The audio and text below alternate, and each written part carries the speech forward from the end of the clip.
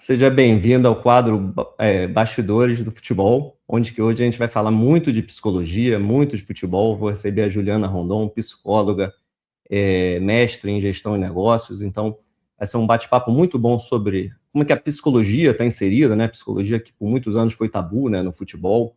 Então, a gente vai conversar muito com ela, saber, né, pressão de mídia social, cobrança nos atletas, se o futebol está tóxico ou não, enfim, muitos papos, muitas conversas, muitos tópicos que a gente vai tirar aqui com a Juliana. Espero que vocês curtam bastante.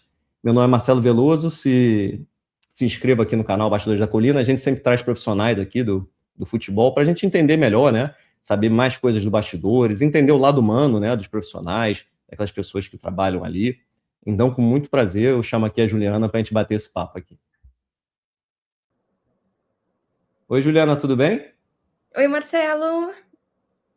Seja bem-vinda. Tá me escutando bem, né? Tô super bem. Muito Show. obrigada pelo convite, obrigada pela apresentação. Nós que agradecemos aí e vai agradecer bastante, né, com o assunto de psicologia, né? Ainda não trouxe ninguém ainda para falar de psicologia e juntar duas coisas que eu particularmente amo muito, que é psicologia e futebol, né? Então, primeiro eu queria te conhecer um pouquinho, né? Faz uma breve introdução sua. Como é que a psicologia te pegou, assim? Como é que o mosquitinho aí te pegou? Então, Marcelo, eu sou uma entusiasta do tema trabalho na vida do ser humano. Desde antes da psicologia, me intrigava as questões sobre por que algumas pessoas têm sucesso, outras não, por que algumas pessoas são admiráveis, outras não, por que algumas pessoas têm uma conexão tão interessante com o seu trabalho e outras não. Fui, né, amadurecendo e entrei na faculdade da psicologia pelo caminho do recursos humanos, que eu fui entendendo mais sobre gestão de pessoas e aí o relacionamento do ser humano com as suas escolhas de carreira. Dali eu comecei a me hiper especializar no atendimento de lideranças, para desenvolvimento de lideranças, entendendo que quem faz gestão de pessoas dentro das instituições, empresas, clubes, hospitais, qualquer instituição, são as lideranças. E aí entendendo o ser humano com as suas escolhas, com a sua psique, né, com o seu papel profissional, que a gente chama. Então, não sendo muito burocrática em títulos, mas aí são quase 20 anos de estudo, eu tomo cuidado para isso, porque eu acho que a gente tem que ter muito aprofundamento técnico quando a gente se posiciona como uma autoridade em algum assunto. Então, tudo que eu trago é muito a partir de estudo, pesquisa e prática. Que bom, ainda mais na área da saúde, né? Que tem que ter muito cuidado. A gente hoje está num momento que muita gente, com exposição nas mídias sociais, acaba falando coisas que podem Ai, Marcelo, atrapalhar, né? tem gente que tem uma voz tão grande, né? E que daqui a pouco pode trazer conceitos que não ajudam o ser humano. Então a gente tem que E ter viraliza cuidado. mais do que coisa boa às vezes, né? É muito delicado, porque é sedutor o caminho fácil, né? Verdade. Isso a gente vai também falar disso aqui quando a gente falar de mídias, né? Mas que bom, continue nesse caminho aí de estudar sempre. E a psicologia, né? Igual futebol, né? Um organismo vivo que a gente tem que estar sempre ali estudando, entendendo, né? Que muda o tempo inteiro, né? Completamente. E eu acabo tendo que circular em diferentes áreas do conhecimento, né, Marcelo? Eu tenho a psicologia individual, que é o funcionamento do cérebro humano, seus comportamentos, suas emoções, seus pensamentos, a psicologia clínica por si só. Eu tenho a psicologia institucional, porque eu estudo o ser humano em instituições, e a psicologia vocacional e de carreira, que é o ser humano com as suas escolhas de carreira.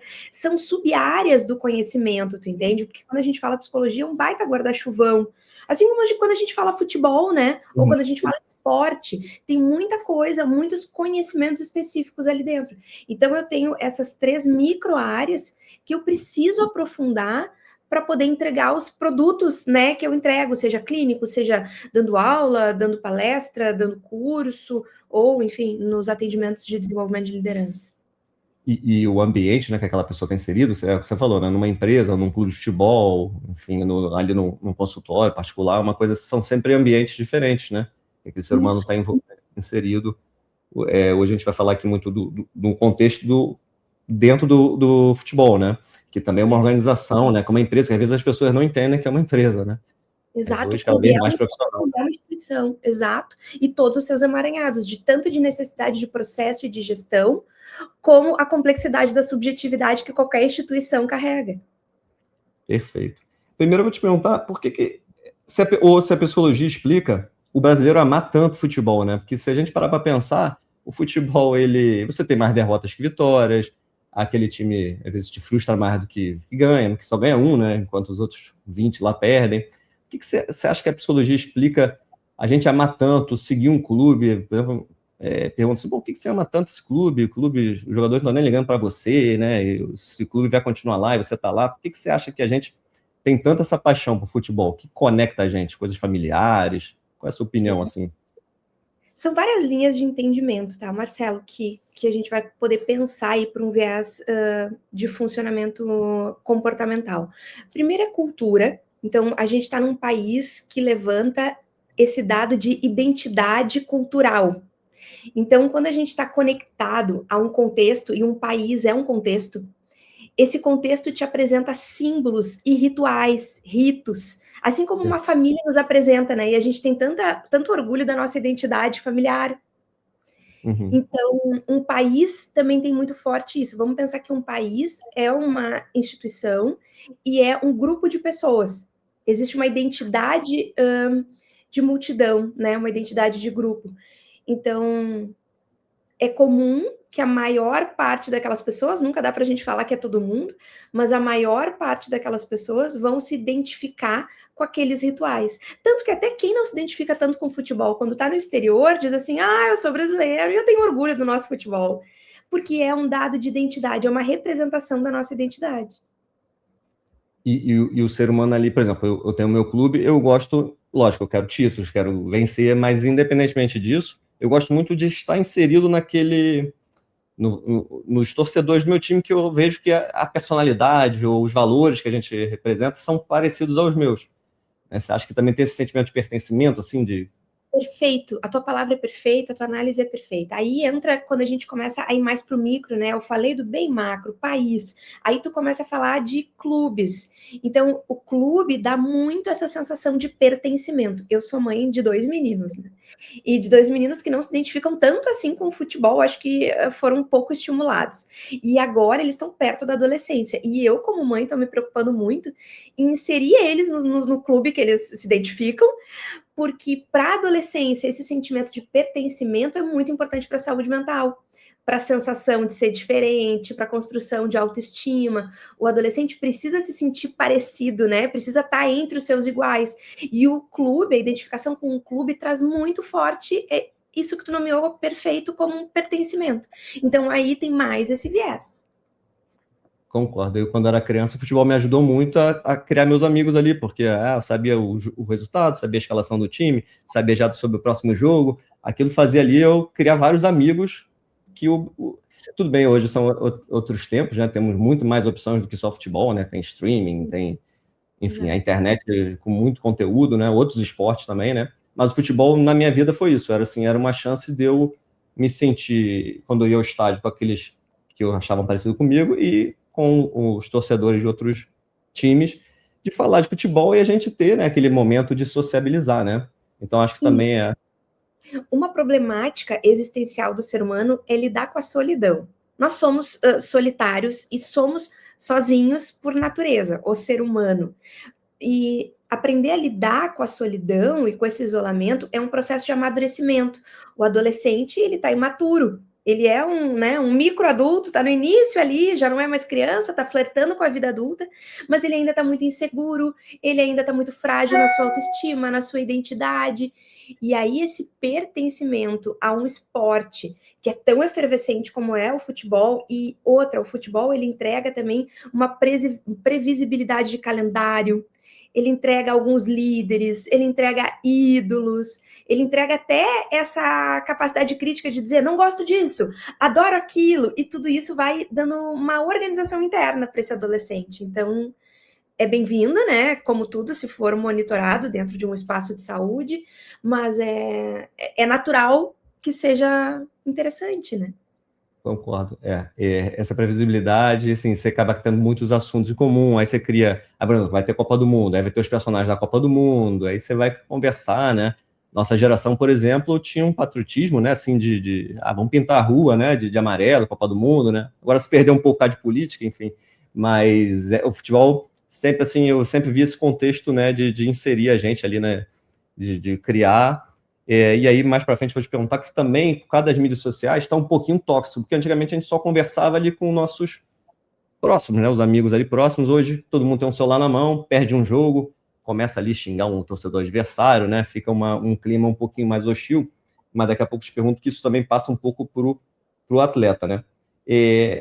E outra pergunta também de psicologia, assim, o torcedor tem muito na cabeça, assim, que eu queria entender um pouquinho melhor isso. Ele vê um jogador de futebol e aí ele começa a achar assim, esse jogador ganha milhões, então ele tem que render todo jogo, ele tem que render, tem que fazer gol, ele não consegue entender uma má fase daquele jogador, e aí se ele começa a ser mal, ou um jogo ou dois, que a paciência está cada vez menor, começa lá a criticar ele.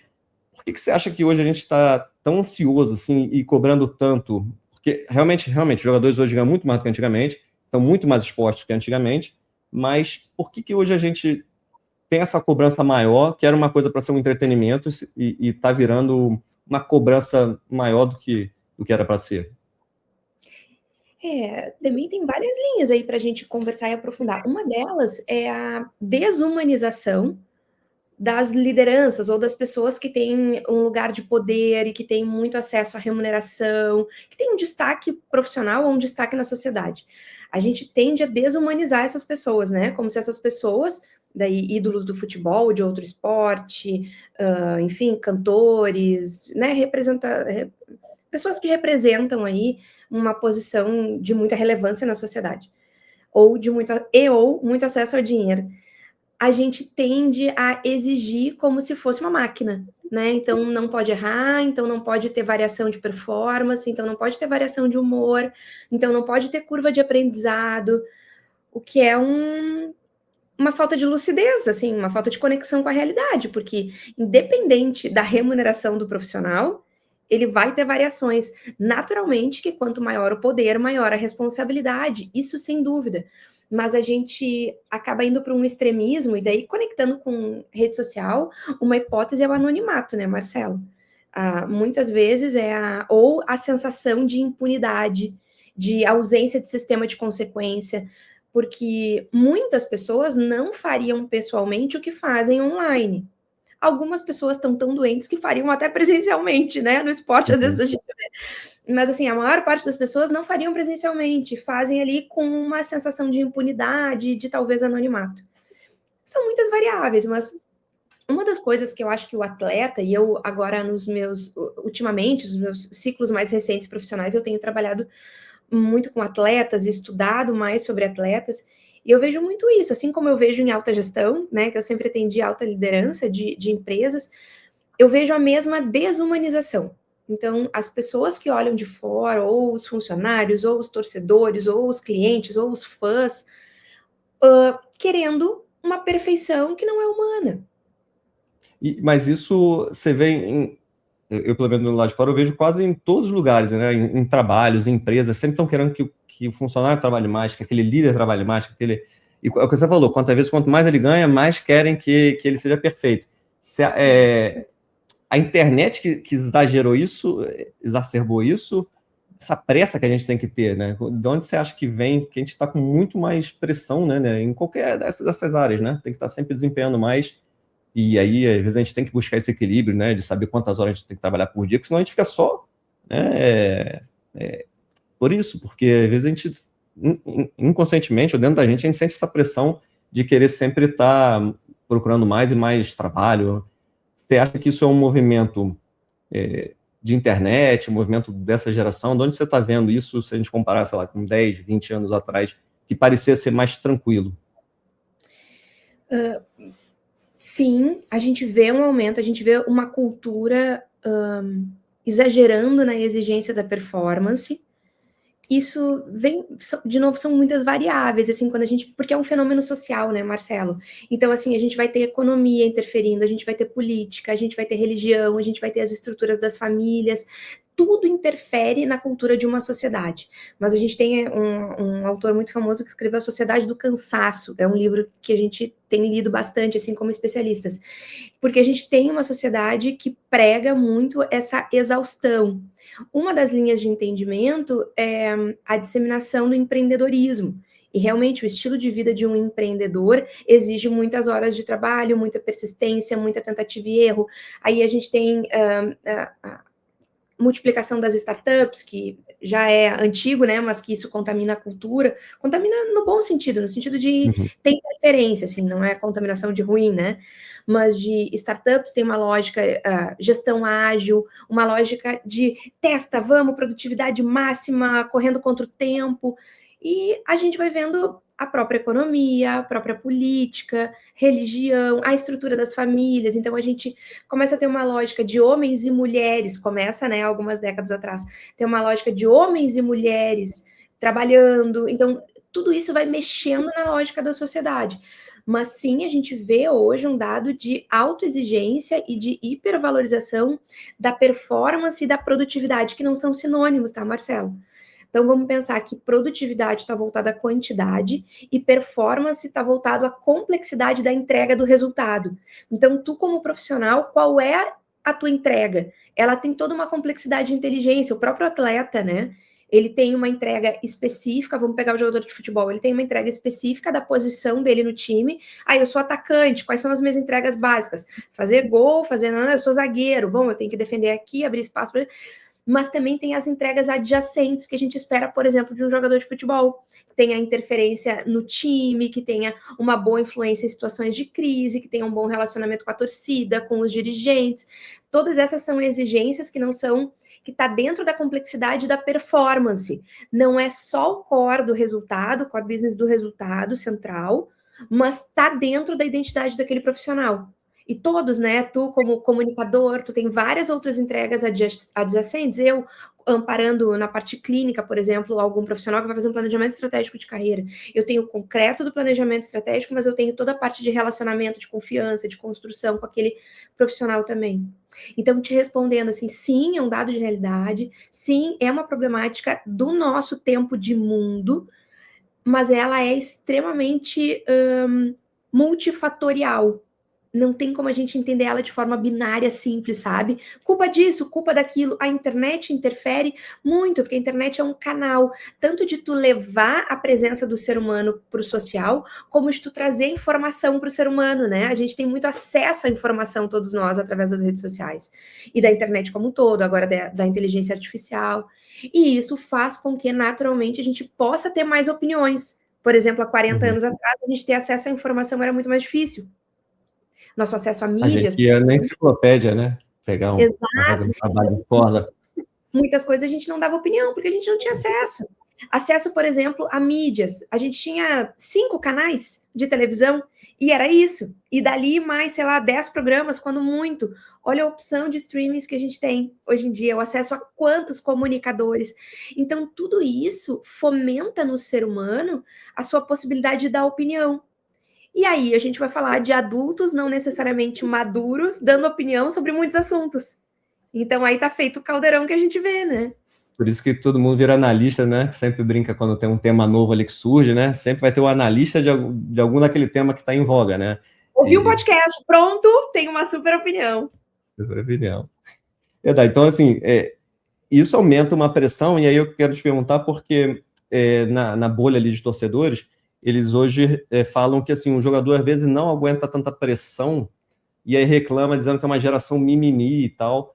E sendo que, na minha cabeça, acho que o atleta hoje é muito mais pressionado e tem que ser muito mais atleta de alta performance do que era antigamente, né? Hoje é o que você falou, ele tem que estar... Um atleta hoje tem tantos profissionais ajudando ele ali para ele melhorar, que será que ele é mais fraco mesmo, que o torcedor acha, que o torcedor acha que os jogadores de antigamente tinham essa maior força, maior saúde mental para aguentar, e é o que a gente está falando, ele tem aquela pressão ali da família, tem a pressão de não sei quantos milhões de seguidores que ele tem ali para ele mostrar.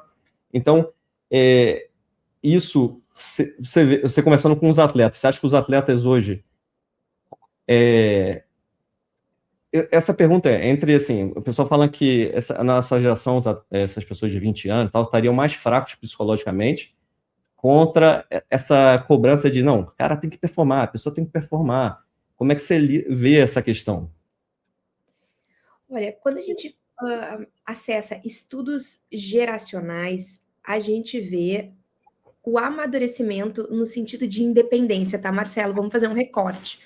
Porque não dá para ser uma resposta muito simples, tá? Claro. Porque senão a gente acaba também ficando muito primitivo.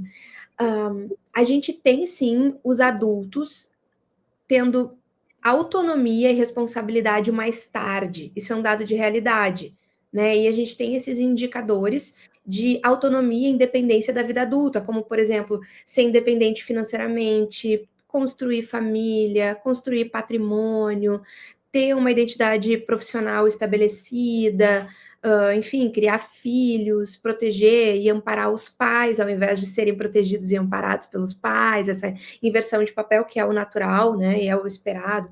Então, esses indicadores, o que a gente tem de dados geracionais hoje, é que eles estão acontecendo mais tarde, né, então as pessoas compram casa mais tarde, casam mais tarde, estudam mais, moram mais tempo com os pais.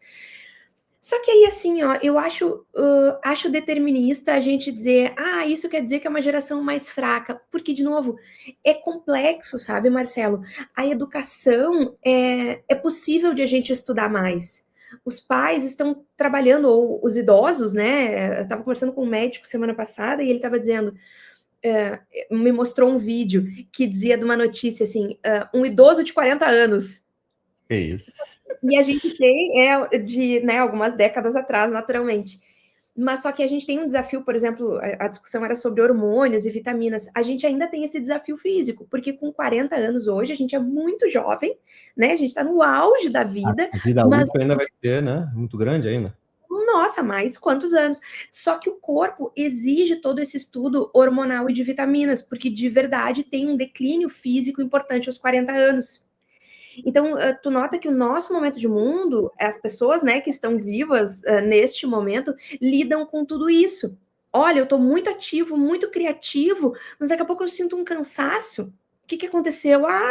Teve uma organização de hormônios, de vitaminas? Não. Mas eu sou muito jovem. Não, mas o teu corpo precisa disso nessa idade. Tudo isso para te dizer que é multifatorial, no sentido que não dá para a gente dizer que isso não é mimimi. Isso são novas problemáticas de mundo.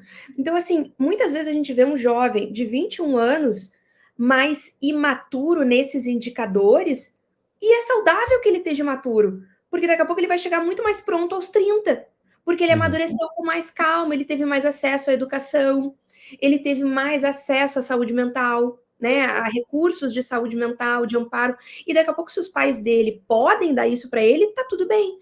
Onde é que a gente vê daí uma incoerência, um adoecimento, um ponto de atenção? Que esse jovem entenda que há uma obrigação. A obrigação, a rigidez, se os meus pais não me ampararem com 25 anos, nossa, fim do mundo, não. Uma pessoa com 25 anos, um adulto com 25 anos, ele já tem que ser capaz de dar conta de várias coisas. Você entende quanto é paradoxal? Mas o futebol hoje está antecipando etapas. Assim, um jogador já entra com 16, 17 já está no profissional, né? Antigamente era com 20 anos, assim. E a carreira do jogador está mais curta, com 33, 34 ele já está considerado uma idade já avançada e já não está encerrando mais com 38, 39, 40, que era o comum, né? Então, assim, acho que o futebol acelera, bota aquele menino 16, 17, que é o que você está falando aí, vai estar imaturo ainda, para aguentar. Então não é questão de ser mimimi, ou ser realmente a idade dele ainda, que ainda está muito jovem, né, para absorver tudo isso, né? E ele tem acesso à informação hoje, que bom que a saúde mental está sendo mais falada e tem mais recursos, saúde mental, saúde física. Ele sabe que ele tem que cuidar do corpo dele para ele ter uma vida útil como atleta maior. E tem uma outra questão que para mim é muito importante, que é a exposição, sabe, Marcelo? As redes sociais, a internet, a vida pública, os streamings. A vida pública hoje é muito diferente da vida pública há 30 anos. Não é a mesma pressão. De novo, a vida pública, as pessoas públicas e os atletas são pessoas públicas. De 30 anos atrás, eles eram muito mais protegidos do que são hoje. Então, o cérebro humano lida de forma muito delicada com essa exposição brutal que as pessoas públicas têm hoje em dia. Mas eles têm uma remuneração também muito maior. Sim, tá bem. Então quer dizer que eles têm mais amparo, eles podem contratar mais profissionais, eles têm que contratar. E muitas vezes, por eles contratarem, serem amparados, terem autoconhecimento, eles colocam alguns limites. Eles dizem, olha, isso aqui não. Aí, só que o limite, por pessoas imaturas, ou às vezes pelo senso comum, é entendido como mimimi. Então, assim, nem ao céu nem à terra. Eu não quero pregar que todo mundo é maduro e está se cuidando. Claro que a gente tem pessoas oportunistas, imaturas, sem dúvida. Mas quando a gente vai olhar assim no sentido de comportamento social, é importante a gente ponderar tudo isso, tu me entende? Uhum.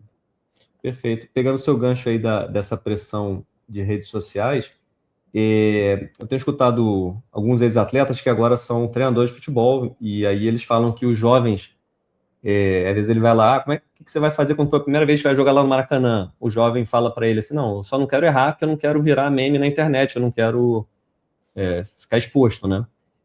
Você vê, como é que você vê essa sociedade hoje? Você acha que esse medo de errar, e é o que você falou, são altamente expostos. Como é que o ser humano ali com aquele medo de errar, aí também outra pergunta, um jogador estrangeiro chega aqui no Brasil, ele tem que ter adaptação, ele também começa a não se adaptar, aí vem aquela pressão, e me dá a sensação que ele está com mais medo de errar do que ele foi contratado pela técnica dele, pela habilidade que ele tem, enfim, pela performance dele. Como é que essa pressão de errar faz com que o ser humano ali não funcione corretamente? Eu gosto muito dessa tua percepção e eu compartilho dela. Isso, tecnicamente, a gente chama de ansiedade social, sabe, Marcelo? Que é esse medo da rejeição, da humilhação, da exposição, enfim, da depredação da nossa imagem e da imagem da nossa família. Então, esses atletas, a gente está falando de pessoas que também estão protegendo a imagem dos pais, dos filhos, das esposas, dos irmãos. Tudo isso está dentro deste pacote. Normalmente são homens provedores e que carregam uma família grande junto. Então, é um dado de realidade eles terem medo dessa depredação da reputação deles. E sim, o medo de errar atrapalha muito a performance humana, não só do atleta, de qualquer profissional, mas do atleta muito mais. Tu pensa que o aprendizado, ele vai se dar por experimentação. Como é que o aprendizado acontece no cérebro humano? Por experimentação. Se eu tenho muito medo de errar, se eu errar, eu vou ser humilhado, eu vou ser exposto nacionalmente, os meus filhos vão sofrer uma consequência absurda de sofrimento. Isso vai me trazer um nível de ansiedade, de talvez fobia social, que vai me paralisar. Esse medo, a gente tem um estudo que já não é tão recente, que analisa, Marcelo, imagem cerebral da dor física e da dor social. A dor física e a dor social estimulam no cérebro praticamente a mesma área. Olha aí. Isso a gente já tem neuroimagens, é muito legal esse estudo. Então, tu pensa que se estimula a mesma área cerebral, ou praticamente a mesma área, em torno de 80% a mesma área, ela vai causar as mesmas consequências físicas. Então, tu pensa tu com uma dor muito forte física, uma enxaqueca muito forte, uma dor de barriga muito forte, dor nas costas, enfim, pensa em alguma dor que tu já teve. Imagina como é a tua criatividade, a tua capacidade de escutar, tua capacidade de negociar, tua capacidade de tomar decisão. Tudo isso fica extremamente prejudicado, porque o teu corpo entra num modo de economia de energia. Ele quer te salvar da dor. Então ele te deixa extremamente agressivo, no sentido não popular de agressivo, às vezes sim, mas não necessariamente, mas de explosão de tomada de decisão, tu tem muito mais acesso à raiva, tu quer te proteger, então tu não faz muitas análises, tu dá opiniões mais impulsivas, tu quer afastar tudo que tu... Isso é muito intuitivo, tu afasta tudo que tu acha que é uma ameaça no instinto de proteção. Pensa que o cérebro economia energia para atacar a dor, para te manter vivo. O cérebro é muito sábio nisso. Só que aí, o que é a dor social, então? A dor social é tudo que a gente se sente excluído, menosprezado, desprezado. Entende? Então, tu imagina o medo que esses atletas e pessoas públicas têm dessa exposição absurda e dessa humilhação a nível nacional. E a gente não pode esquecer que, para pessoas que têm forte vínculo familiar, a dor de quem a gente ama é tão forte quanto a dor na gente. Tu tem filhos, tu sabe. Tu imaginar que um filho teu vai sofrer por um erro teu, o tamanho da tua dor, né? E às vezes o torcedor fala que o jogador fica naquela bolha, né? Bolha de família, é exatamente isso que você está falando. Ele está protegendo esse escudo que é o que mais importa na vida dele ali, né? De todos nós, na verdade, né? Que é a família. E bom você tocar. Não sabia que tinha essa sensação de dor mesmo, física, né? E falando de um atleta que ele é de alta performance, que o futebol hoje ali entrega que ele tem que correr não sei quantos quilômetros, que ele tem que tomar decisões ali em microsegundos. Um jogador que Isso. está com essa pressão, ele vai acabar, às vezes o cara fala, esse cara não é profissional. É impossível ele não ser profissional, porque ele treinou tantos anos ali, só que realmente ele está com o mental dele abalado, né? Te interrompi, mas só para complementar, exausto fisicamente. Então, a gente tem uma exaustão mental e uma exaustão física no atleta, o que é diferente, por exemplo, de um profissional executivo, que normalmente ele não tem a exaustão física, e inclusive é uma das práticas que cada vez mais está sendo acrescentada à vida do executivo, que ele tem a exaustão física, a prática de esportes ao extremo, né, de alta performance, muitos executivos estão adotando para aumentar a sua tolerância. Mas tu pensa que os atletas estão ali expostos ao extremo fisicamente, ao extremo mentalmente. E a todo esse medo de exposição social. Então, assim, é tu levar o ser humano ao seu extremo. Então, para o torcedor aí fica a dica de não adianta nada ficar pressionando ali depois de um resultado, pelo contrário, né? Só vai prejudicar o torcedor deveria pensar muito com um olhar de gestor, sabe, na minha cabeça. Talvez eles achem a minha visão romântica, mas é a minha visão. O torcedor é um dos gestores da performance do atleta.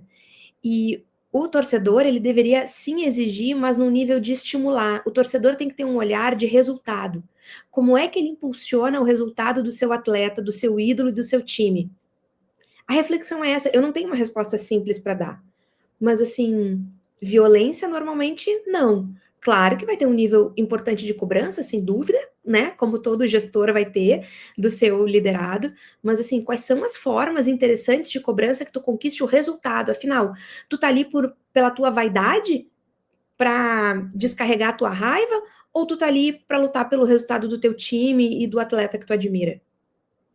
o ideal era a gente estar pelo resultado do time, né? Por isso que a gente está ali, né? E aí, de novo, se for um gestor, né? Mas a gente também tem muito hoje a cultura do imediatismo, né? Quer ganhar na quarta, quer ganhar no domingo, quer ganhar. E às vezes também os próprios gestores do clube de futebol também demitem treinadores ou demitem profissionais ali por essa cultura de ter que ganhar sempre, né? Então, né, não ter essa sabedoria para lidar. A gente precisa de gestores em clubes que saibam lidar com a exposição e com a pressão. É muito delicado. Esses profissionais executivos também precisam estar preparados para essa exposição, né? Porque ele, de novo, né? Se um presidente de um clube vai ter a família dele, quando o time dele perde, vai estar todo mundo lá em cima dele, da família, né? De todo. O pessoal ataca, né? Vai achando que é a esposa dele, vai achando que é um filho, e começa a escrever lá na internet, né? As coisas assim. Marcelo, deixa eu te fazer um adendo, porque acho legal para esse nosso recorte.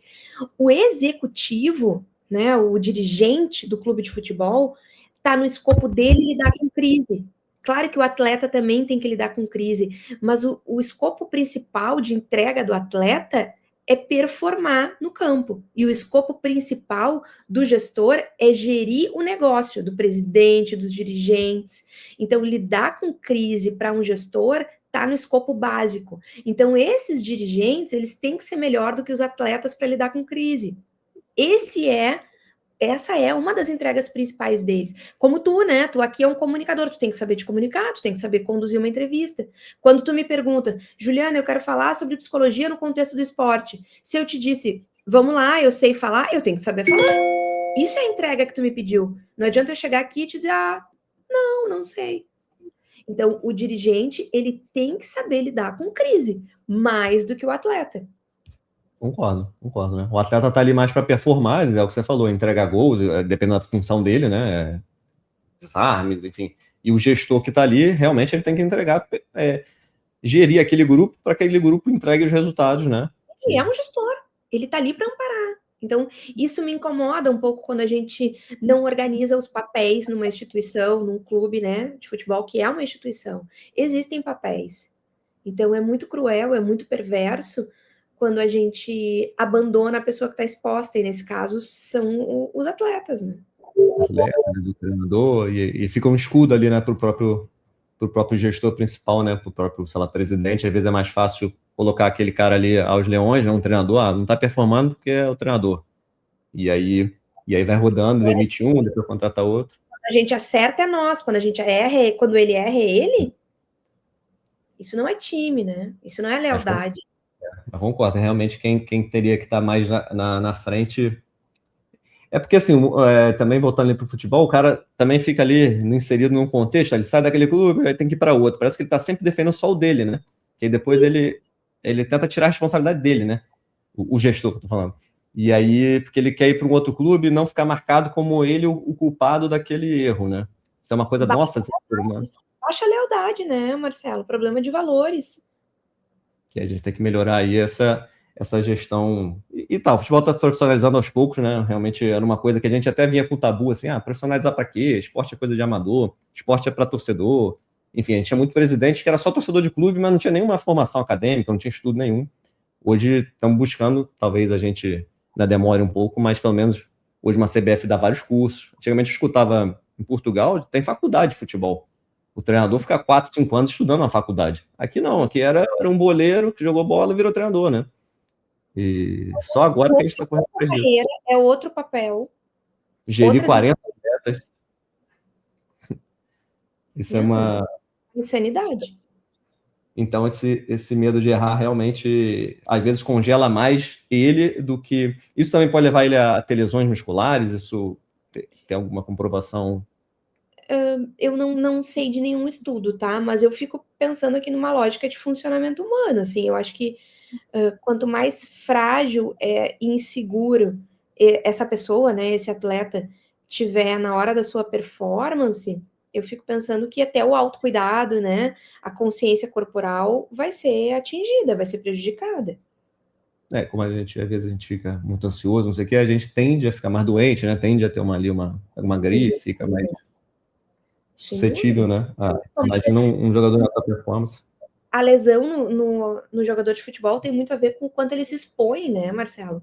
Qual foi a tomada de decisão dele ali na hora do campo, de entrar numa jogada dividida, ou de não respeitar alguma dor e correr mais, se esforçar mais, colocar mais força no que ele estava vendo que o corpo dele não estava entregando mais. Ali tem uma tomada de decisão. Se ele não está psiquicamente bem, tem muita chance dele não tomar uma decisão boa, né? Então, eu vou aproveitar esse gancho, que tem um jogador do meu time, né, que veio, era daqui, o Felipe Coutinho, ele chega com muita expectativa, jogador de seleção brasileira, mas que sempre pareceu muito tímido, muito introspectivo, não comemorava os gols, e aí termina um ano e meio no Vasco, ele pedindo para sair, assumindo que estava com problemas de saúde mental, então provavelmente devia estar por alguns meses, né? Queria entender, assim, que é a saúde mental e o que faz levar esse atleta a falar, cara, não aguento mais isso, eu vou parar. Quais são os sinais, né, que a gente vai começar a ver num atleta ou num ser humano e como que chega a isso? Chega a ser uma depressão? Como é que funciona isso dele falar, cara, não aguento mais isso, quero largar, porque era a coisa que ele fazia ali, a profissão dele. Como é que ele chega um momento e fala assim, cara, não aguento mais isso, quero desistir disso aqui. E a pessoa fala, e o torcedor fala assim, pô, mas o cara ganha 2 milhões por mês, como é que ele para? Pô, com esse dinheiro aí, ele tinha que continuar jogando, né? Saúde mental. Também outros falam, nossa, saúde mental, então o jogador é fraco. Que isso? Não pode ser o craque, o 10 do meu time. Não quero ser jogador fraco. Então, queria que você explicasse como é que é a saúde mental num atleta assim, de alta performance até na gente, né? Marcelo, a saúde mental, ela tá muito ligada à ausência de doenças, porque a gente não tem uma régua de normalidade absoluta, né? Assim, essa pessoa é absolutamente saudável e madura. O que a gente vai entender como saudável e eu quero dizer assim, não existe como, sei lá, no exame de coração. Tu tem um órgão, ele Não tem o funciona perfeitamente. diagnóstico, né? Então, assim, faça uma análise de quem funciona perfeitamente a nível de saúde mental, a gente não tem isso. Por isso que a gente vai para uma métrica do contrário, que é da ausência de doenças, a diminuição de fatores que prejudiquem o bem-estar e a qualidade de vida no dia a dia, e por um viés da psicologia positiva, os comportamentos que vão trazer mais saúde, mais bem-estar e mais prosperidade para essa pessoa. Então, uma pessoa ser capaz de fazer escolhas e sustentar essas escolhas que tragam mais bem-estar, mais prosperidade e mais sensação de felicidade. A gente vai por essa métrica, assim, ela é subjetiva, a saúde mental é subjetiva. Então, isso é a primeira coisa, a gente precisa mensurar a pessoa com ela, e com o quanto ela consegue ser funcional. A gente chama isso de funcional. Então, um adulto ele precisa ser funcional. Funcional é ter autonomia e independência. tocar a vida dele, né? Tocar a vida dele conseguindo construir vínculos, então amando, a gente fala da capacidade de amar, e aí pode ser o amor romântico. O ideal é a multiplicidade, não que é uma pessoa que consiga ter um relacionamento amoroso, que consiga ter amigos, que consiga ter vínculos na família, né? Que consiga construir relações de afeto. Depois a gente tem a capacidade de trabalhar. Então, uma pessoa que consegue se manter útil, produtiva e que consiga viabilizar financeiramente a sua vida, né? Financeiramente e ou socialmente, porque a gente tem, por exemplo, vamos pegar a lógica dos atletas. Normalmente eles são os provedores. É muito comum as esposas não serem as provedoras, serem eles, até porque a remuneração é muito alta deles. Então fica ok. Mas isso não quer dizer que essa esposa é disfuncional. E muitas vezes elas têm trabalho, não é um trabalho que é o provedor da família, ou elas são só ali a gestora da família, mas elas estão extremamente funcionais. Estou pegando para a gente dar esse exemplo, porque senão pega um recorte, né, mas se eu não trabalho, eu não sou funcional. Não, talvez sim, talvez você tenha uma utilidade incrível. Às vezes tem até mais trabalho cuidando de 3, 4 crianças que aquele jogador tem, né? Isso que eu quis dizer, assim, tu tem um super trabalho, uma super função social que é um trabalho, mesmo não sendo remunerado. Mas se tu precisa te remunerar, isso tem que ser um viés. Então, analisar a saúde mental nunca é simples, tá? Não tem uma resposta assim, é assim. Não, a gente tem que olhar muitos fatores. E aí tu me perguntou sobre quais são os indícios. Os indícios de adoecimento têm muito a ver com a régua da pessoa. Vamos pegar eu e tu aqui para Cristo, né, como exemplo. Tu, comunicador, te comunica super bem, tem uma memória boa, articula perguntas, articula convidados. Aí tu começa a falhar a memória. Tu começa a não lembrar de argumentos. Tu começa a ficar muito nervoso antes de uma gravação. Tua esposa vai dizer, Marcelo, mas isso não é tu. Enquanto outra pessoa que é super tímida é normal. Ela tem escolhas de carreira, daqui a pouco ela é um desenvolvedor. Ela faz um trabalho, ela é um autor de livros, ela faz um trabalho solitário. E isso não é um indicador para ela de doença. Para ela, o indicador de doença é, por exemplo, não consigo mais escrever. Eu travo para escrever. Isso que eu quero te dizer, por isso que ser funcional ou não ser funcional, comparando a gente com a gente mesmo. Isso é o nosso indicador de saúde e doença mental, né? Então, quando um atleta consegue, como o Coutinho, assim, eu não conheço ele, eu tô analisando pelo que a gente tem de dados públicos, e daí alguma coisa que eu diga pode não ser, né, um dado de realidade dele, olhando aqui de fora. A gente tem que fazer esse recorte da minha ignorância, né, de olhando ele bem de fora. Mas, olhando os dados públicos, uma pessoa que consegue se posicionar, anunciar a sua interrupção, argumentar sobre a sua interrupção. Quando a gente fala em saúde mental, isso é muito interessante, tá? Isso é um dado de maturidade. Conseguir falar sobre, tu entende, Marcelo? É diferente de um jogador desaparecer. Sabe? Nunca Seria mais fácil para ele. Exato. O que a gente fala? Vamos de novo para as crianças. Como é que a gente começa a estimular os nossos filhos a amadurecerem? Mandando eles resolverem os problemas dele. Vai lá, resolve teu BO. Eu tenho um dos meus filhos, é super desinibido, e o outro é super tímido. O tímido, eu estimulo muitas vezes. Ele diz, mãe, tu fala não sei o que para mim? Vai lá e resolve. Seja o que for, eu errei, tu avisa que... Pede desculpas. Errar é do jogo. Tem que ter a dignidade, a coragem de pedir desculpas. Então, só fazendo recortes, assim, de novo, do que a gente tem de dado público desse caso, isso para mim é um indicador muito interessante, muito positivo. É um profissional que finalizou o ciclo, que interrompeu um contrato, mas que bancou a exposição pública, que apareceu, que argumentou. As pessoas têm todo o direito de não concordar um com a decisão do outro, né? Eu posso olhar a decisão da vida do... Ai, que decisão ruim, posso. Mas ninguém pode dizer que ele não teve a dignidade e a coragem de se expor. Eu concordo. Então, e outro, como ele é um grande líder com milhões de seguidores ali, quando ele se expõe isso, levanta um problema, por mais que tenha esses julgamentos ali, ele levanta para um monte de gente e fala, cara, tem esse problema aqui, vamos cuidar melhor da nossa cabeça, né? Se um cara desse que ganha isso tá com esse problema, né? Então, assim, vamos também olhar para esse. Eu achei, do meu jeito, achei muito bonito ele ter se exposto, de ter falado, que deve ter sido muito difícil, que é um jogador sem uma personalidade tímida, até para ele assumir aquilo ali, para qualquer um para assumir, é difícil, né? E ele foi um exemplo, assim, de que um atleta em alta performance pode chegar um momento e falar, cara, não aguento mais, tô estafado, quero largar, né? Só que o fato dele assumir, escrever publicamente no Instagram dele, que tem, sei lá, 10 milhões de pessoas, já jogou no mundo inteiro. Todo mundo viu, né? E vou te dizer, Marcelo, eu também fico especulando aqui uma outra questão, porque a gente fala, nossa, como abandonar um trabalho com essa remuneração? A gente pode pensar o contrário, mais corajoso ainda, né? É. E mais interessante ainda no sentido de assim, ele não precisava mais do trabalho para alimentar necessidades básicas dele e da família. Então é diferente de um trabalhador que precisa da remuneração do mês para sustentar a dignidade da sua família. Esse atleta ele não precisa. Então, mais interessante ainda, dá para a gente olhar o contrário. Por que uma pessoa que não precisa da remuneração para manter a dignidade vai ficar adoecendo e não respeitando o limite? Que decisão inteligente seria essa?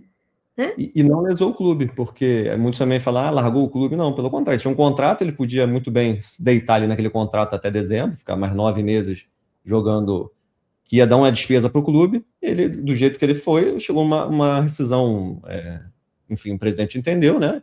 E, assim, eu vi que ele não quis lesar ninguém. Ele realmente falou, ó, é esse o problema, quero sair numa boa aqui, e, né? Até onde eu vi, de novo, a gente está aqui analisando hoje, né? Nesse dia, com as informações que a gente tem, tudo muito específico, não colocou a culpa em ninguém, trouxe para ele. Podia falar da torcedor, podia falar do... Qualquer coisa, né? E então, assim, a gente tem tantos dados interessantes no sentido de positivo, indicando saúde, né? Ele diz que está doente, mas parece, assim, tá lidando de forma muito interessante com essa doença. Parece um adulto lidando com uma doença, um adulto responsável lidando com uma doença. Então, que bom. É aqui, com as informações que eu tenho, Sim, eu tô achando admirável. Não, o torcedor logo já especulava, não, isso aí desculpa, porque aí semana que vem ele vai estar num clube, e estamos aí, 3 meses, ele não voltou mais futebol, realmente tá, acho que preocupado, não tem mais notícias assim, mas realmente deve estar preocupado, focado nisso, em recuperar essa saúde mental, que é o mais importante aí para o Felipe Coutinho voltar aí. E mudando um pouquinho de assunto, falando um pouquinho de liderança, assim, voltando para o futebol, tá? Antigamente, quando a gente via uns treinadores, era assim, normalmente uns treinadores com cobrança muito mais forte. E hoje, por exemplo, hoje tem todo mundo julga todo mundo, né? Tem 24 horas de programas no ar, né? Então, vou te dar um exemplo aqui. Tem um treinador, Fernando Diniz, que foi explosivo com um jogador ali no intervalo, né? E a câmera pega, né? E aí, assim, nem teve xingamento, mas o jogador fala assim, nada. Aí o treinador fala assim, nada mesmo, você não tá fazendo nada. E aí começa... E aí pronto, a polêmica foi, não, ele foi muito grosso com aquele jogador profissional, ele tinha que falar de um jeito mais leve. Aí os ex-jogadores se defendem dizendo, que isso, gente, pro futebol profissional isso aí é uma cobrança normalíssima, né, não teve xingamento, não teve nada. Tá uma dificuldade, assim, de achar um equilíbrio entre uma liderança... E aí ontem, por exemplo, teve o caso anteontem, né, o caso do Neymar, que é um jogador de 33 anos, quando um garoto de 18 anos, parece que eles tiveram um treino lá, o Neymar não gostou muito de algumas coisas, houve uma liderança ali em cima dele, uma pressão em cima do garoto, e aí os jogadores também se defendem, que é muito normal o mais velho sempre dar ali um esporro, uma palavra mais forte, que esse mundo do futebol é um mundo à parte também, que é um mundo assim, que tem isso muito, tem que ser homem, tem que xingar, tem que não sei o quê, né? E aí rola isso. Como é que essa liderança, né? Hoje a gente vê assim, vários tipos de liderança, né? Mas eu, por exemplo, preferi um líder não tão assim agressivo. Mas você que entende isso, como é que tem atleta que é melhor assim, com esse tipo de pressão? Tem outros que vão preferir um cara mais tranquilo? Ou isso também é uma coisa assim da idade? Esse atleta de 20 anos, ele tende a querer um cara, sei lá, dê mais suporte do que um cara só brigador? Como é que está funcionando isso também de questão geracional? Pois é, Marcelo, a gente vê, sim, uma geração mais jovem, mais crítica aos limites de respeito de autoridades. Sim, por algumas perspectivas, isso é bom, isso seria a parte saudável, mas a gente também vê uma tendência geracional a não, com baixa tolerância, à caminhada, a pagar os pedágios, a esperar o tempo do amadurecimento, a ser aprendiz. Então, assim, uma geração muito vaidosa e buscando muitos atalhos. De novo, falar em geração é quase cruel, porque tem muita gente numa geração, né? Então, a gente está sendo injusto com muita gente, mas tem que falar de alguns estudos. Então, a gente tem alguns alertas nesse sentido, até por a gente ter mais informações de jovens enriquecendo rápido. E aí a gente tem essa realidade nos atletas, nos jogadores de futebol, né? Muito acesso a poder, visibilidade e dinheiro. Então, isso dificulta que eles tenham tranquilidade para esperar o processo, para aprender, para amadurecer, para respeitar os mais velhos, para tolerar a diferença de opinião.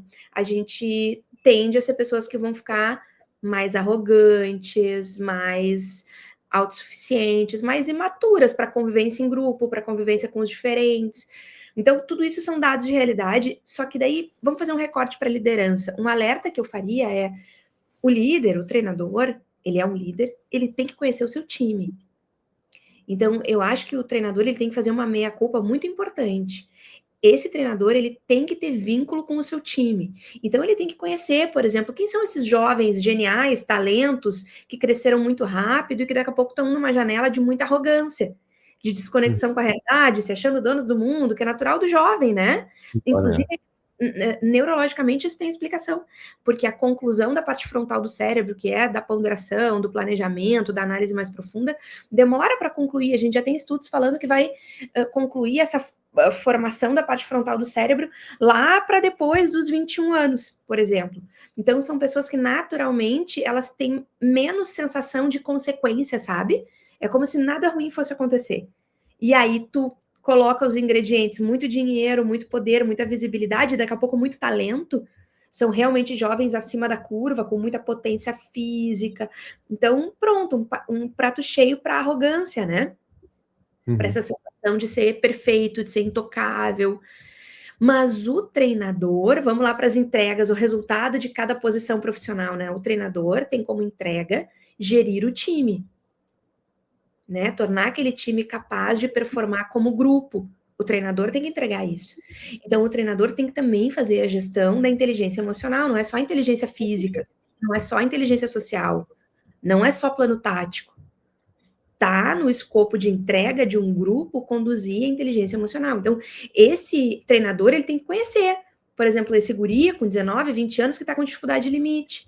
E ele tem que dar uma maior atenção, construir um maior vínculo, tratar melhor as crises e os problemas que vão. A gente sabe que vai acontecer. A única certeza que a gente tem nesse jovem com esse perfil que a gente descreveu aqui hipoteticamente, vai dar problema. E esse treinador, que tem que ser mais sábio, tem que saber lidar. E aí, então, quem escolher esse treinador, a depender do grupo, se aquele grupo é um grupo mais jovem, né? Vai ter que escolher um perfil de treinador, de liderança ali daquele treinador, porque, né, vai depender do perfil daquele elenco, né? Isso. Então, mais cascudo.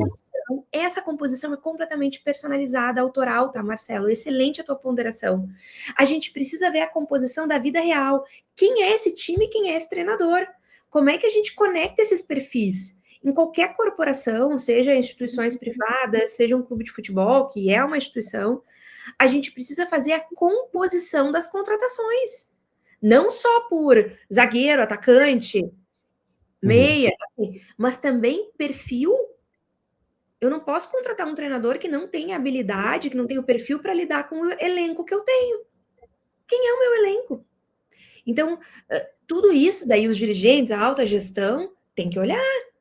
Porque senão fica muito simples, muito primitivo a gente colocar todo esse entendimento na culpa da imaturidade do atleta.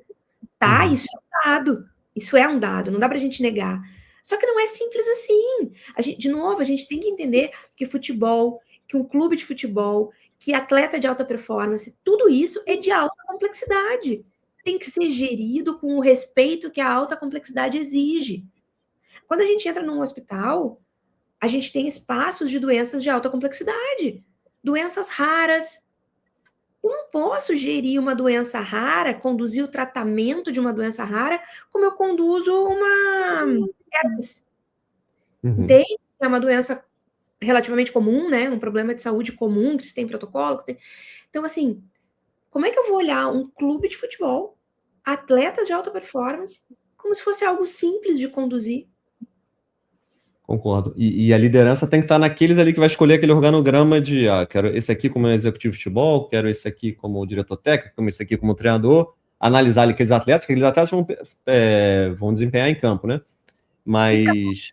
né, Marcelo, e compor, então eu preciso, olha, eu tenho um treinador que tem X em capacidade, mas ele é incrível e eu quero ele por capacidade, tá? Então contrata um psicólogo e cola nele. Assim como a gente contrata o fisioterapeuta e cola nele, entende? Então compõe o teu time com as habilidades que tu precisa.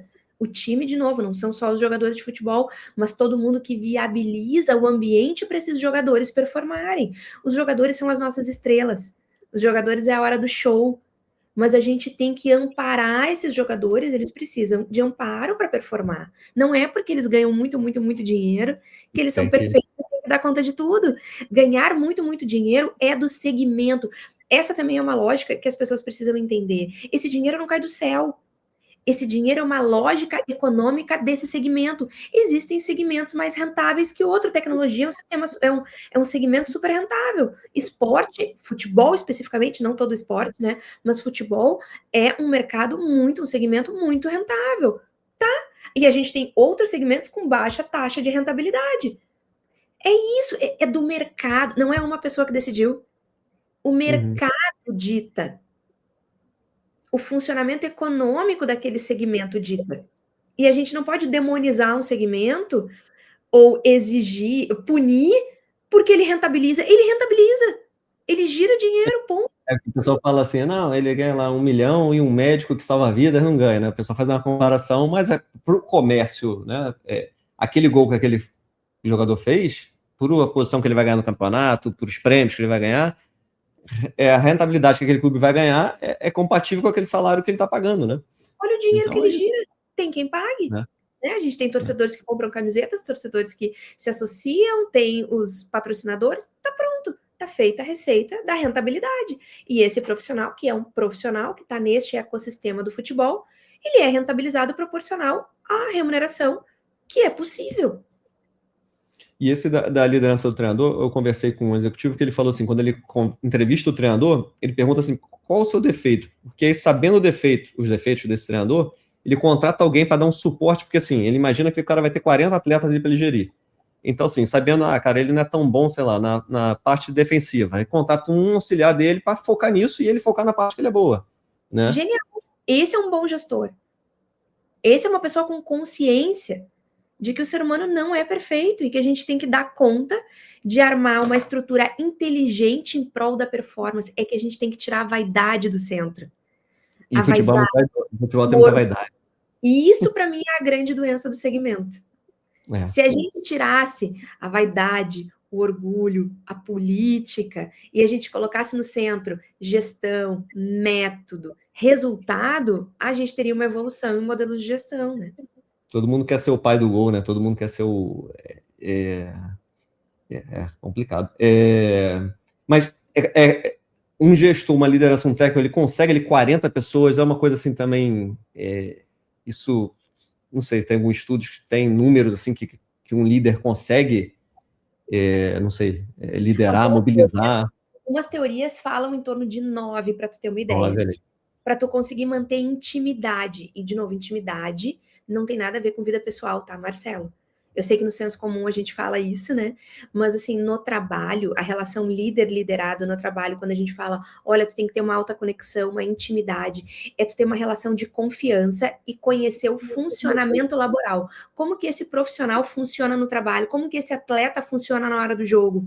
Como que esse jogador... O que esse jogador precisa de contexto para performar o seu melhor? Tu entende?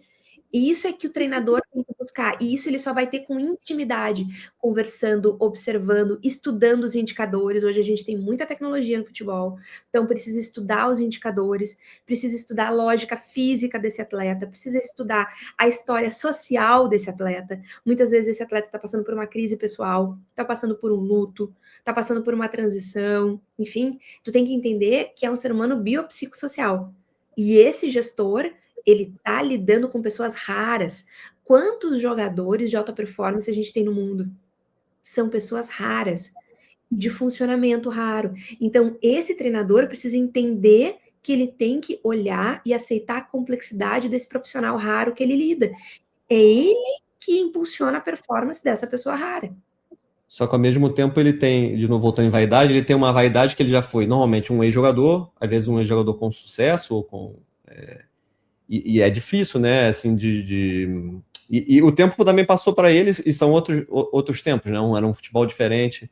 É difícil, né, para isso também, para o treinador, né? Saber que... Marcelo, a gente tem uma teoria que é muito interessante, que é o pipeline da liderança, fala da carreira de líderes, que se usa muito para o contexto corporativo, mas que tem, de novo, tudo a ver com o futebol no sentido de gestores dentro do futebol, que é um mundo corporativo também, né? Clube de futebol é uma instituição, é uma corporação. Marcelo tem que pensar assim, esse treinador, ele foi atleta, ele conhece o funcionamento dele, ele conhece o funcionamento do segmento, e isso é incrível, mas ele não pode achar que ele conhece o funcionamento de outras pessoas. O Rancharan vai falar das rupturas do crescimento da carreira de uma liderança. Então, cada papel novo que tu assume, tu tem que te colocar como aprendiz. E tu tem que adquirir outras habilidades, outros valores, outra alocação de tempo. Por exemplo, um treinador, ele treina no sentido de treino físico muito menos que um atleta. Então, ele deveria estudar muito mais. O tempo dele é muito mais para um desenvolvimento cognitivo, intelectual, do que físico. O atleta precisa muito do físico. Tu entende? Isso é uma diferença de alocação de tempo. Então, só nisso o treinador tem que se dar conta da mudança da identidade. Ele ainda está no segmento, mas mudou o papel, mudou a identidade, houve uma transição de carreira. Então, te coloca como aprendiz e vai estudar para a tua nova posição, e estudar o teu time, conhecer os teus atletas, eles não são iguais a ti. Tu funcionava de um jeito como atleta, os outros, cada um dos outros 30, 40 que tu conduz, tem um outro funcionamento. Concordo muito. E quando você fala isso, de estudar, ter esse tempo, o futebol brasileiro também entre safra, assim, tanto que o nosso treinador hoje da seleção é um italiano, o treinador brasileiro nunca achou que tinha que estudar, ele sempre achava que com o nosso talento a gente chegava lá, resolvia, fazia os gols, ganhava os jogos, ganhava as Copas do Mundo, e hoje o futebol é muito mais estudado, é o que a gente está falando aqui, é muita gestão, liderança. São muitas coisinhas que antigamente era a parte técnica que resolvia ali em campo, né? E a gente tem poucos treinadores que assumem e fazem, não, eu tenho que realmente estudar. E isso é de novo, nessa vaidade, né? Porque eu fui um bom jogador, fui um bom atleta há 20, 30 anos atrás, eu entendo isso e vou saber lidar, mas é isso, ele tem que realmente buscar aquele conhecimento para... Por isso que a gente está trazendo tanto profissional de fora, tanto hoje, acho que metade, dos treinadores da Série A do brasileiro são estrangeiros, portugueses, argentinos, porque estudaram mais, com mais academia, mais acesso à literatura, e estão se aperfeiçoando e tomando lugar, e aí o brasileiro vai e reclama, mas a gente é o maior vencedor da história do futebol mundial, por que está trazendo eles e não confia na gente, né? Mas a gente acha que não está pegando essa adaptação que o futebol mudou, né? O futebol hoje é muito mais estudado, muito mais informação. Antigamente a gente jogar um jogo, às vezes a gente não conhecia nada daquele clube, né? Mas hoje todo mundo sabe já, o próprio goleiro recebe lá, ó, o jogador tal bate o pênalti aqui. Todo mundo tem muita informação, né? Então, o futebol brasileiro está nessa fase de procurar, né, principalmente o treinador, aquele ex-atleta, às vezes ele fica nessa, não, cara, como eu fiz isso por muitos anos, eu já sei, eu não preciso estudar, né? Que arrogância, né? É legal você ter levantado isso, porque... Todo mundo é igual a mim, porque eu fui um atleta de alta performance, todos os atletas de alta performance são iguais a mim. Que insanidade é essa?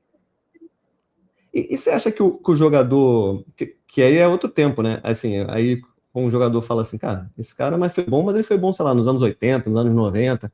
Acho que o jogador, ele absorve aquilo também como bom para ele, ou ele às vezes nem liga, assim, cara, às vezes nem viu, porque aquele jogador é muito jovem, né? Nem viu aquele treinador jogar, né? Você acha que às vezes isso também não tem muito impacto, né? Porque o treinador acha que tem isso, que é um escudo dele, né? Cara, eu fiz não sei quantos gols, eu fui campeão de não sei o quê, mas aquele jogador que ele tá sendo comandado não viu aquela carreira daquele treinador, né? Só sabe, né? O pouco que tá trabalhando, né? E uma outra coisa que você falou, que foi assim, a média de 9 pessoas, né? Uma intimidade e tal. Esse profissional, quando chega, às vezes ele não tem... Chegou ali. Ele precisa de um tempo, né? Além dessa... para conseguir essa intimidade aí, né? Conhecer os atletas.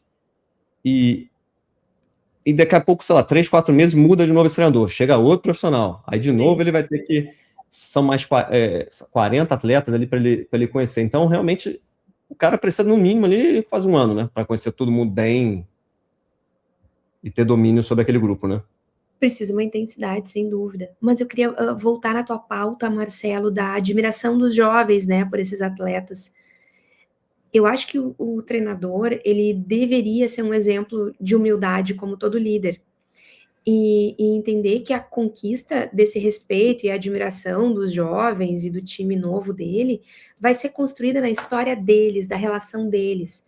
Não é porque ele tem um legado, e ele pode ter um legado incrível, e certamente a maioria tem, mas uma relação é construída na relação. Por mais que aquele jovem seja interessante, humilde e valorize a história do treinador, ele vai valorizar de verdade é a conexão humana dos dois.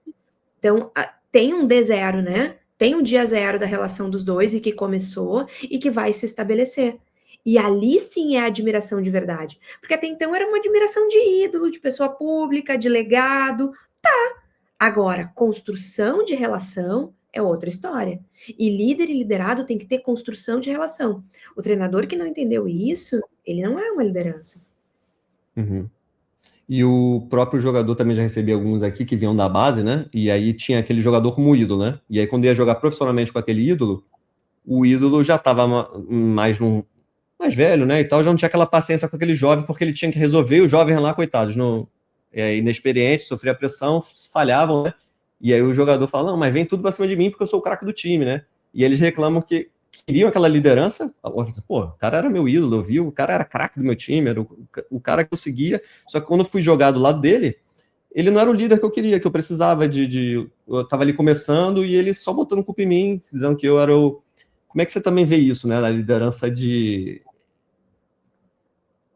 Aí no caso do futebol, né, é um esporte que você vê ele como coletivo, às vezes muito individual, porque o jogador também pensa muito só nele, né, assim, eu preciso fazer gol, eu preciso desempenhar, eu preciso fazer uma venda grande minha, para eu dar meu dinheiro para minha família, mas ao mesmo tempo ele precisa de um monte de gente desempenhando bem para ele render mais, né.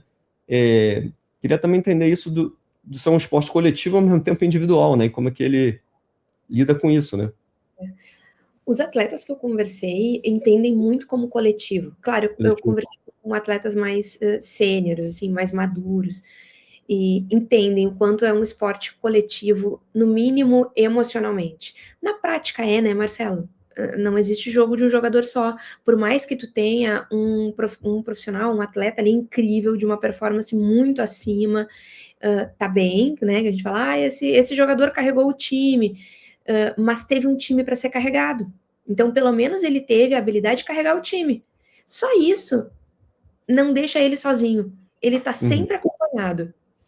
Então, ter essa consciência de que por mais que tu tenha tido uma performance incrível e tu tenha sido determinante naquele jogo coletivo, a tua performance individual foi muito acima dos teus colegas, isso não torna um esporte individual. Então, eu pensaria muito sobre isso, assim, dos atletas notarem de o quanto não tem como dissociar um grupo. E o quanto eles são muito mais fortes em grupo. Quanto mais eles conseguirem funcionar como grupo, sabe, Marcelo, existe toda uma teoria de construção de times, não só de esporte, mas também de corporação, de grupos como um todo. A gente chama de grupos em prol de tarefas em comum, seja tarefa administrativa, seja futebol. E existem etapas de amadurecimento de um grupo, assim como existem etapas de amadurecimento de um ser humano, né? A gente espera que um adulto de 21 anos seja mais maduro que uma criança de 8, né? No desenvolvimento humano, assim. E mesma coisa no funcionamento de um grupo, tá? A gente precisa de tempo e de estímulos para que esse grupo amadureça, crie vínculo, saiba lidar com conflitos. Então, por exemplo, conflito no grupo é natural, é esperado e é uma etapa de desenvolvimento. Por isso que a gente precisaria tanto ter mais profissionais da psicologia inseridos no esporte, para poder trazer esse tipo de informação e eles entenderem que, assim, é uma etapa do desenvolvimento. Vamos lidar com isso. Então, um conflito não é uma crise no sentido de fim, tá tudo errado, que horror. O conflito, na verdade, teoricamente falando, é uma oportunidade de desenvolvimento do grupo. Mas eu preciso de lideranças que saibam isso. A gente vê isso nas relações pessoais, né? O quanto, por exemplo, relações amorosas. Quando é que um casal vai se estabelecendo forte, amadurecendo no seu vínculo? Quando consegue lidar com conflitos e crises. Nota? E aí passa por aquilo, cria uma casca, né?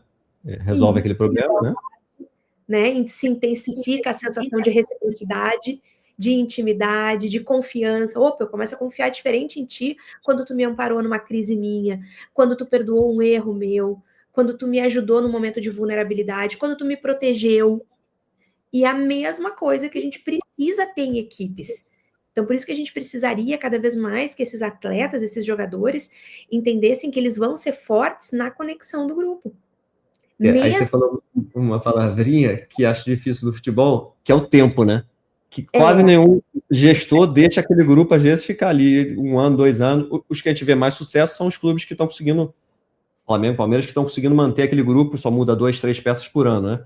Só que todos os outros clubes não tem resultado, aí pronto, não ganhou, não foi vice-campeão, enfim, troca todo mundo. E aí se faz um grupo todo de novo. Precisa de tempo, tá? Precisa de tempo para amadurecer, precisa de tempo para se conectar, precisa de tempo para aprender com os erros. Então, claro que a gente tem o recorte econômico, né? Da lógica dos calendários dos campeonatos, eu entendo tudo isso. Mas, assim, a gente precisa de um trabalho estruturado de construção, de evolução desses grupos. Que o presidente deveria falar, que eu vejo pouquíssimos presidentes falar assim, galera, a gente precisa de um tempo. E normalmente quando o presidente fala que precisa de um tempo, o torcedor não tem paciência. Aí esse presidente é criticado, mas seria o correto, né? Seria a sinceridade, falar, cara, esse ano a gente precisa de um tempo aqui, porque esse ano vai ser um pouco mais complicado, vamos formar um grupo, né? Mas seria o mais ideal para falar para aquele torcedor a verdade que precisa, né, fazer esse grupo, né? Porque às vezes é um grupo totalmente novo, né? É um grupo... Marcelo, a gente precisa de dirigentes corajosos. Se tu consegue enfrentar conflito, rejeição, exposição, tu não pode ser um presidente de um clube de futebol. Verdade. Às vezes o cara vai só na paixão, né? Mas esquece que tem tudo isso por trás, né? E a última pergunta, Juliana, você falou que os atletas precisam de um apoio psicológico. Você acha que o ideal seria aquele atleta ter um psicólogo individual? Porque o clube fornece, né? Mas você acha que se o seu atleta puder, né? A gente está falando aí de atleta de alta performance, não poderiam pagar. Você acha que atleta, treinador, todo mundo teria que ter um acompanhamento? Como é que você vê isso, cara? São pessoas muito expostas psiquicamente. Todo trabalho de autoexigência precisa de amparo. Pensa, Marcelo, como muda a tua performance quando tu faz exercício físico e tu não é atleta? Uhum. Por quê? Porque tu tem uma carreira desafiadora. Então, como que um profissional raro, um atleta de alta performance, que trabalha constantemente com pressão de todos os níveis, social, psíquico, físico, emocional, não vai trabalhar com psicoterapia, né? Não vai ter a sua psicoterapia individual. É uma falta de autocuidado enorme. E para mim, o posicionamento dos psicólogos dentro dos clubes também a gente tem que rever, assim, porque o psicólogo dentro do clube, ele precisa ser um psicólogo, ou a gente vai precisar ter mais de um, mas a gente precisa ter um psicólogo do grupo. É diferente do psicólogo institucional, tu entende? O psicólogo institucional, ele vai olhar processo, ele vai olhar instituição, gestão das pessoas como um todo. Isso é um olhar, é muito interessante, tá tudo certo. Mas aqui a gente está falando da performance do atleta, do treinador, da conexão do grupo. Eu preciso de um psicólogo que tenha inteligência em gestão de grupos. E esse amparo lá, ele vai amparar esse treinador precisa de ajuda para ler o grupo. Nas organizações a gente chama de business partners, são os profissionais da psicologia, de gestão de pessoas que amparam as lideranças para entenderem os seus times, né, nas corporações. A gente precisa ter isso lá no campo. Mas, de novo, voltando à vaidade, eu vejo pouco abordando ali, principalmente o treinador, que é uma autoridade ali dentro, né? Normalmente, esse psicólogo do clube, ele tá ali mais para receber um jogador que precisa falar e tal. É um olhar individual. Só que daí é muito contaminado, sabe, Marcelo? Porque tu pensa assim, a pessoa, ela vai se abrir com o psicólogo da instituição? Uhum. Ela tem que ter o lugar dela, de psicoterapia, que é completamente isento da instituição, e o da instituição, o olhar dele é coletivo. Tu entende? É da coesão do grupo, é inteligência em gestão daquele grupo, diagnóstico do grupo, qual é o momento, esse conflito é qual, a gente direciona para onde, a gente está com uma pessoa adoecendo, né? A nossa pauta de um pouco atrás, olha, o atleta X lá tá diferente, isso aqui não é o normal dele. Aí sim, olha, eu vou fazer a conexão com o psicoterapeuta individual, vamos trabalhar Legal, multidisciplinar. não foi que Business Partner é o nome desse Em psicólogo? negócios, sim, em negócios é o profissional que vai amparar a liderança a olhar para o seu time. Vou procurar, mas acho que do que eu vejo dos clubes grandes, assim, então mais esse psicólogo mesmo de mais passivo, assim, né? De receber e não é dando dicas de interferindo no trabalho de um treinador, principalmente dessas autoridades. Tá olhando mais o jogador, né? E recebendo aquele jogador, mas de novo, é aquele não é individual, né? Ele acaba da instituição, né? Do clube, né? Então Para mim o são negócio coisas que o jogador vai procurar alguém por fora, né? Seria o ideal, né? complementares. A intimidade do jogador, a psique individual é privado e o funcionamento do grupo é um parceiro do treinador, é um psicólogo parceiro do treinador olhando esse time. Tem uma profissão que é recentemente nova, chamada Player Care, que é um cara que faz tudo pro jogador, né? O jogador precisa do visto, o jogador precisa de uma casa, porque acabou de chegar aqui no Rio de Janeiro, tá de longe, ser um psicólogo. Você acha que também, às vezes, o jogador, um atleta desse é um pouquinho mimado, e aí tem tanta gente resolvendo as coisas dele, que às vezes ele não consegue tomar meio que umas decisões, porque é tanta gente resolvendo coisas para ele que ele consegue pagar também, às vezes, né? Só que às vezes não paga um psicólogo, né? Enfim, mas é assim, ele consegue tudo na mão dele, né? Assim, isso também tira um pouquinho, sei lá, a liderança dele, deixa ele um pouco acomodado porque é a vida real. Ô Marcelo, mas eu vou te dizer que eu acho o contrário. Eu acho que sim, o atleta tem que ter esse profissional. Pensa que é como se fosse um secretário executivo, né? CEOs têm isso, né? CEOs de grandes corporações Pra ganhar tempo, têm né? secretária há muito tempo. Então, assim, tu pensa, de novo, esse atleta, ele é um profissional raro, ele é um atleta de alta performance, ele é muito exigido na atividade principal dele. Eu preciso, né? Quem está olhando para esse atleta, precisa proteger a psique, a energia desse atleta. Então, quanto menos exposição, tomada de decisão esse atleta tiver de outras demandas, porque, por exemplo, escolher a escola de filhos, escolher casa, ter reuniões com advogados, reunião com escritórios de contabilidade, tudo isso demanda uma energia brutal que um atleta de alta performance não deveria gastar no seu core. O seu core é jogar. As relações com seus pares, com seu líder, com seu corpo, com a sua psique, com as suas relações amorosas, com seus vínculos. Isso sim. Se manter com amigos, com amores, com família, porque isso é estruturante. E, inclusive, a sua imagem pública, porque muitos deles não é só o campo, né? Eles também têm outros tipos de trabalho, de campanhas publicitárias, por exemplo, que também é uma demanda muito alta, né? Uhum. É muito bom. Realmente, Por acaba se favor, concentrando naquilo. Juliana, acho que perdão. eu te perdi aqui. Não, tranquilo. Oi? Escuta? Essa profissão, então, realmente, é o que você falou, ele precisa se concentrar, como ele é tão de alta performance, que ele precisa se concentrar nisso que você falou, né? No corpo dele, nas relações interpessoais dele, ali, a família, né? O círculo dele, e não demandar tempo com essas coisas que, se ele puder ali pagar e ter alguém para fazer isso, para ele poder performar em campo. Mas, ao mesmo tempo, ele não fica também um pouco ocioso, porque um jogador tem assim 2, 3 horas de treinamento, aí depois volta para casa, né? Aí tanto que a gente às vezes critica um jogador, o jogador ficou jogando poker online, o jogador ficou. Porque ele não pode ficar muitas horas, né? Treinando, não é igual um CLT da vida que tá lá 9 horas, né, por dia. Também tem essa. O jogador ficou ocioso, né? O atleta, né? Isso. E aí também acaba o que a sociedade faz? Vai para uma mídia social, né? Fica lendo aqueles comentários, né? Isso também E isso teria que ser um trabalho de muita reflexão de o que fazer com o tempo livre, o que fazer com o lazer. Por isso que quanto mais esse atleta cuidar da sua mente, da sua saúde mental, melhor decisões ele vai tomar, entende? Porque assim, ele tem tanto recurso financeiro, de informação, então ele poderia usar de formas tão interessantes esse tempo. O que eu quero dizer é que deveria ser um espaço de autocuidado, de Uhum. lazer, de um ócio criativo, de relacionamentos sociais saudáveis, dedicação à família, porque eles têm períodos do ano que eles quase não veem os filhos. Viagem quarta, domingo, não vê. Então, assim, aí daqui a pouco ele tem 2 meses, o dia inteiro livre. Então, Isso. aproveita, faz uma rotina bem interessante, bem intensa com a tua esposa, com os teus pais, com os teus filhos, com os teus amigos, mas que seja voltada à tua saúde, à tua prazer, felicidade, não, né, a excessos.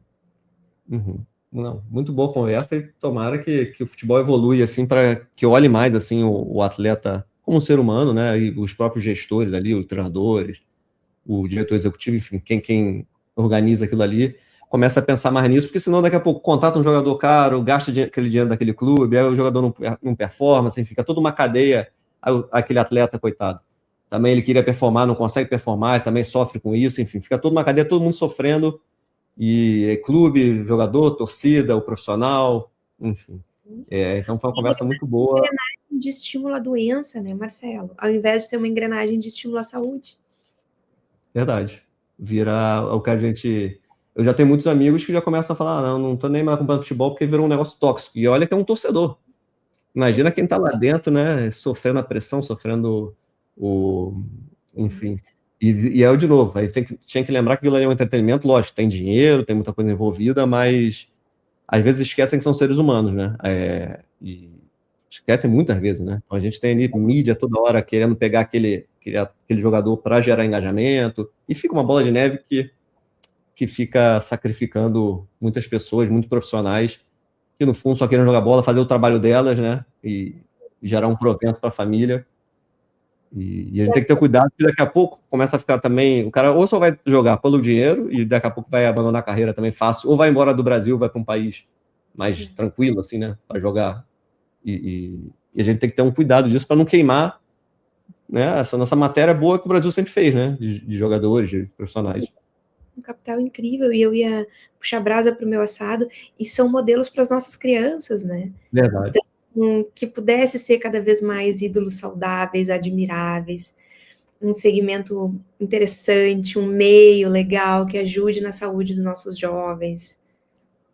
Exatamente, porque é o que a gente tá falando com você, né? Quando o Romário ganha uma Copa lá em 94, e para mim vira um super-herói. Assim, aquele momento era ele com a camisa Brasil, amarela, era, cara, o que é Brasil? Eu sou Brasil, ali era eu, criança, né? Começando a entender. Então, por causa de alguns jogadores, eles viram tão líderes, né? Que você fala, caramba, e isso é maneiríssimo no futebol. Os hábitos, Marcelo, quando o Cristiano Ronaldo diz eu não tomo refrigerante, opa, vira um argumento pra gente, olha, tu admira ele, sabia que ele não toma refrigerante? Eu não sabia dessa. E fisicamente estar naquele estado com 40 anos. Vou catando os ídolos, fulano não faz não sei o quê. Não, é verdade isso. E é o que a gente tá falando um pouco agora do Coutinho, né? E às vezes ele expor aquele bom hábito, no caso foi enfim, ele teve esse problema, mas ele levantou, botou um holofote numa coisa que é da sociedade, né? Então, por mais que não seja papel do atleta isso, mas é muito legal, né? Quando um atleta consegue levantar pontos bons assim para a sociedade, né? Porque o menino, que todo mundo, a nossa cultura, todo mundo acha que entende futebol. Então, quando ele vê o atleta fazendo aquilo, ele se sente, pô, se aquele cara teve aquele problema, eu posso ter. Se aquele cara tem aquele bom hábito, eu também posso ter. Enfim, né?